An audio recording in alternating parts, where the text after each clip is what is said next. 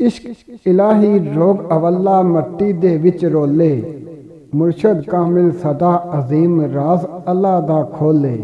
कहन सियाने जादू ओ जा सिर ते चढ़ के बोले, नहीं पहचानदा कहन तू पहलू गल नू जेड़ा तोले। अजब नज़ारे दुनिया दे विच कोई आवे कोई जावे, रोवे रात दिन कोई इत्थे खुशियां पिया मनावे। तरले लेंदा रिज़्क दे लई कोई रज के रोटी खावे, कुदरत दी ए वंड अजीम विच समझ न आवे।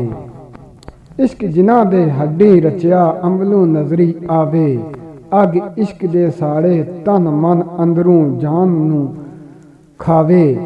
अखियां ला के नींद न आवे, दम दम याद सतावे, गल फा इश्क दा पा अजीम एओ रब मिलावे। अली दे दर्द दी मिली गुलामी, करम है रब जली दा। अली बहादुर यार नबी दा, रहबर अर वली दा। कख भी साडे सिर मथे ते आका तेरी गली दा। अजीम मुश्किल रहिंदी नहीं जद लईए नाम अली दा, जद लईए नाम अली दा।